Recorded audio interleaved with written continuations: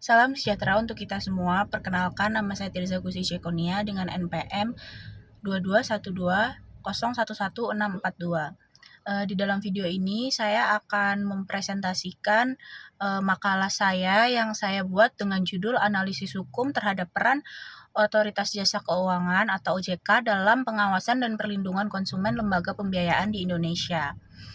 Pada latar belakang, dimulai dengan di mana pesatnya perkembangan industri keuangan di Indonesia, khususnya di sektor lembaga pembiayaan yang didorong oleh kemajuan teknologi dan digitalisasi. Lembaga pembiayaan kini tidak hanya beroperasi secara konvensional, tapi juga telah bertransformasi melalui pemanfaatan fintech yang menawarkan kemudahan akses dan inovasi produk keuangan. Namun di balik kemajuan ini juga muncul berbagai masalah seperti penipuan, kebocoran data, investasi bodong, dan praktik bisnis yang tidak transparan yang beresiko merugikan konsumen. Rendahnya literasi keuangan masyarakat juga memperbesar risiko kerugian. Nah, untuk menjawab tantangan ini, Otoritas Jasa Keuangan atau OJK dibentuk sebagai lembaga independen berdasarkan Undang-Undang Nomor 21 Tahun 2011. Juga memiliki tugas utama mengatur, mengawasi, dan melindungi konsumen sektor jasa keuangan termasuk lembaga pembiayaan.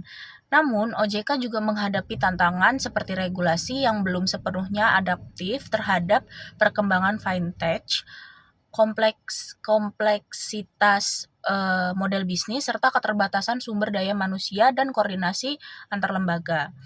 Nah, di dalam makalah saya ini terdapat dua pokok rumusan masalah. Yang pertama, bagaimana upaya OJK dalam memberikan perlindungan hukum kepada konsumen lembaga pembiayaan di Indonesia. Yang kedua, apa saja kewenangan OJK dalam mengatur dan mengawasi lembaga pembiayaan di Indonesia. Masuk ke dalam pembahasan, yang pertama ada upaya OJK dalam perlindungan hukum konsumen lembaga pembiayaan.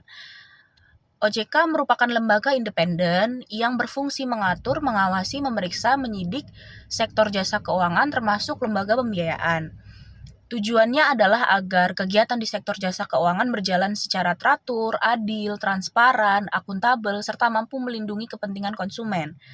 OJK memiliki prinsip perlindungan meliputi transparansi, perlakuan adil, keandalan, kerahasiaan, dan keamanan data, serta penanganan pengaduan secara sederhana dan terjangkau.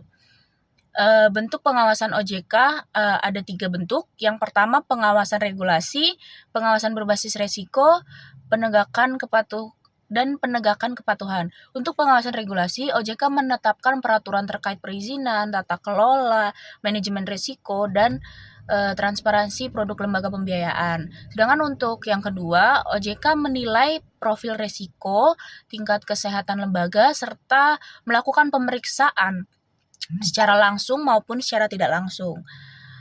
Yang terakhir, OJK dapat menegakkan sanksi administratif, melakukan penyidikan, dan berkoordinasi dengan aparat penegak hukum.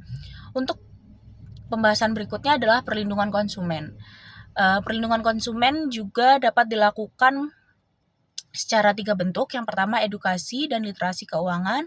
Yang kedua, penanganan pengaduan konsumen. Yang ketiga, perlindungan data konsumen. Kemudian untuk pembahasan berikutnya ada kewenangan OJK dalam mengatur dan mengawasi lembaga pembiayaan. Nah, kewenangan OJK ini diatur dalam 3 pasal.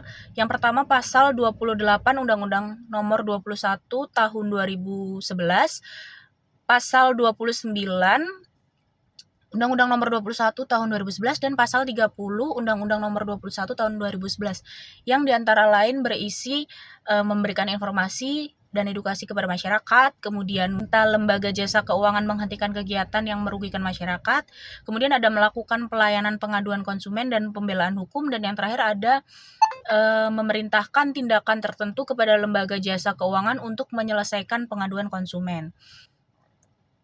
Selain itu juga ada peraturan OJK nomor 1 garing PJOK 07 garing 2013 dan PJOK nomor 18 garing PJOK 07 garing 2008 yang mengatur secara rinci perlindungan konsumen, kewajiban pelaku usaha, dan mekanisme pengaduan serta sanksi administrasi.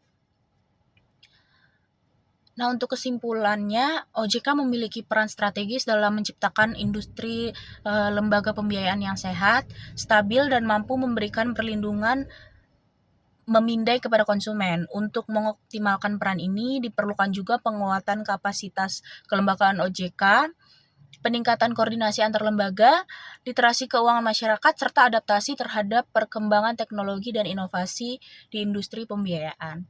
Saya rasa cukup sekian dari saya. Terima kasih atas perhatiannya.